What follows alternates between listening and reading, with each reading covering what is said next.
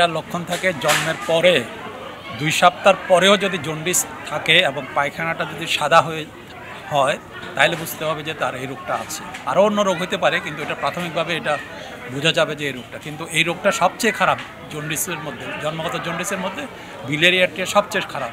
এটা হলে যদি চিকিৎসা না করা হয় তাহলে 1 থেকে 1.5 বছরের মধ্যে লিভার ফেলিউরে মারা যাবে, একদম নিশ্চিত।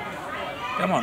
সেই জন্য এই রোগটাকে চিকিৎসা করতে হবে 2টা পর্যায়ে আছে। প্রথম পর্যায়ে একটা প্যালিয়েটিভ চিকিৎসা আমরা কাছাই করি, সেটা 60 to 70 ডেজে করতে পারলে তার 90 to 90% সাকসেসফুল হয়ে যাচ্ছে। এবং তারপরে যদি চলে যায় আস্তে আস্তে তার পার্সেন্টেজ করে যাবে। যদি 3 মাস হয়ে যায় তার সেটা 50%-এর নিচে এইভাবে চলে যায়। অতএব কারণে আমরা 3 মাসের পরে হলে এগুলো আরও অপারেশন করার জন্য অ্যাডভোকেট করি না আর কি, কারণ আউটকাম ভালো হয় না, ওদের পরবর্তীতে অপারেশনের পরেও অনেক কমপ্লিকেশন হয়। অতএব 60 থেকে 70 দিন হলে যাবে তার জন্য একদম প্রাইম টাইম। এই যে লিভারটা, এটা জন্মগত লিভার, এই লিভারের মধ্যে যে কিছু প্রদাহ থাকে সেটা চলতেই থাকে।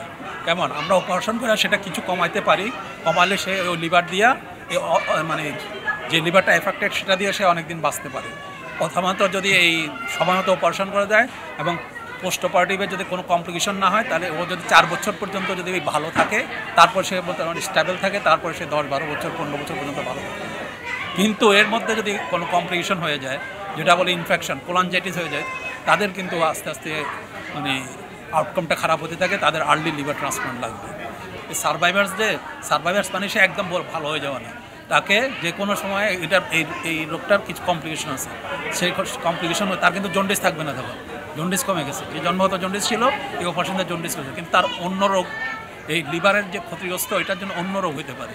যেমন পোর্টাল হাইপারটেনশন আছে, একটা ভেরিস আছে, ভেরিসেস বলে, এটা হইলে পায়খানা দিয়ে অথবা বমি দিয়ে রক্ত যেতে পারে, এই সমস্ত রোগগুলো হতে পারে। আরও কিছু আছে, সেগুলো হওয়ার সম্ভাবনা থাকে। এগুলো যদি তার লিভারটা যদি যতদিন আস্তে আস্তে যতদিন এটা যে এই ইনফেকশনগুলো কন্টিনিউ হতে থাকবে, ততদিন এটা খারাপ হতে থাকবে।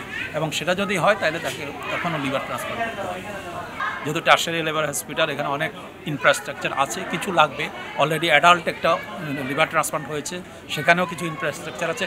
এটা আলাদাভাবে শিশু আর অ্যাডাল্ট না, কিন্তু ওদের একসাথে একই ইউনিটভাবে করতে হয় আর কি। কেমন? কারণ লিভারটা নিতে হয় যে উনি অ্যাডাল্ট, সাধারণত প্যারেন্টস থেকে নেওয়া যায়। বাচ্চাদের জন্য সুবিধা হলে যে লিভারে একটা অংশ নিলেই মানে হয়ে যায়, এবং যেটা মানে যিনি দিবেন তার জন্য কোনো রিস্কই নেই। কিন্তু অ্যাডাল্ট হলে একটা লিভারে অর্ধেকের বেশি দিতে হয়, সেক্ষেত্রে যিনি দেন তারও কিছু রিস্ক থাকে। কেমন? কিন্তু বাচ্চাদের ক্ষেত্রে প্যারেন্টসরা দিতে পারবে এবং যে কেউ দিতে পারবে। দিলে প্যারেন্টসদের, যে বাচ্চা থাকে তার প্যারেন্টসরা দিলে তার কোনো রিস্কে নাই। কিন্তু এবং বাচ্চার জন্য যে লিভার দরকার সেটা খুবই সামান্য দরকার, সেটা দিয়ে তাকে লিভার ট্রান্সপ্লান্ট করা। কিন্তু আমাদের যেটা হলো যে আমাদের আইসিইউ সাপোর্টটা আরও একটু ভালো দরকার। বাচ্চাদের আইসিইউটা খুব পর্যাপ্ত পরিমাণ নাই। আমরা এখন এই যে ছোটো ছোটো বাচ্চাগুলো অপারেশন করি 2 মাস, আমাদের এই বাচ্চাগুলো 2 মাসের মধ্যে অপারেশন করা সবগুলো। তখন আমরা এদেরকে নিয়ে অনেক সময় আইসিইউর প্রবলেমে পড়ি, আইসিইউ অ্যাভেলেবেল থাকে না, খালি থাকে না, অথবা আমাদের এখানে এখনও বাচ্চাদের জন্য অত আইসিইউর অত ফেসিলিটিস এখন গড়ে ওঠে না। উদ্যোগের ব্যাপার, খরচের ব্যাপার, এই সমস্ত ব্যাপারগুলো আর কি। এখন আস্তে আস্তে আমাদের চিকিৎসক আছে, তারা এখন ট্রেনিং নিচ্ছে, ট্রেনিং নিয়ে তারা স্কিল দরকার, এটা স্কিল দরকার, সেই স্কিলগুলো গেইন করতেছে। যেমন আমিও এই লিভার ট্রান্সপ্লান্ট জাপান থেকে ট্রেনিং নিয়েছি, কিন্তু এই যে উদ্যোগ নেওয়া, বিভিন্ন রকমের ইনফ্রাস্ট্রাকচার না থাকা, অ্যাডভান্স ইনস্ট্রুমেন্ট না থাকা, সরকারি পর্যায়ে যে সমস্যাগুলো হয়, তারপরে এই জন্য হয়তো মানে করা হয় না। এখানে গ্যাপ বলতে মেনলি হলো যে আমাদের মানে ইনফ্রাস্ট্রাকচার এবং আমাদের সাপোর্ট, যেটা হলো যে কি একটা হলো এগুলো কষ্ট, এই অর্থনৈতিক যে সাপোর্টটা, ইনস্ট্রুমেন্টাল যে সাপোর্টগুলো, বিভিন্ন রকমের ওষুধ কিনতে হয় যে সাপোর্টগুলো, এই সাপোর্টগুলো হলে মেইন দরকার আর কি, বুঝছেন না? সেই জিনিসগুলো যদি পাওয়া যায় তাহলে ইজিলি করা যাবে। কারণ এখানে করতে গেলে বিভিন্ন রকম এই লিভার ট্রান্সপ্লান্ট করতে গেলে অনেক উন্নত মানের ইনস্ট্রুমেন্ট দরকার হয়, যেগুলো হয়তো সবসময় আমাদের অ্যাভেলেবেল হয় না। হয়তো আমরা একটা কিনলাম, এটা নষ্ট হয়ে গেল, আবার একটা পাওয়া, এটা একটা কঠিন ব্যাপার হয়ে যায় আর কি। কেমন? এই যে একটা দীর্ঘসূত্রিতা থাকে আর কি। কেমন?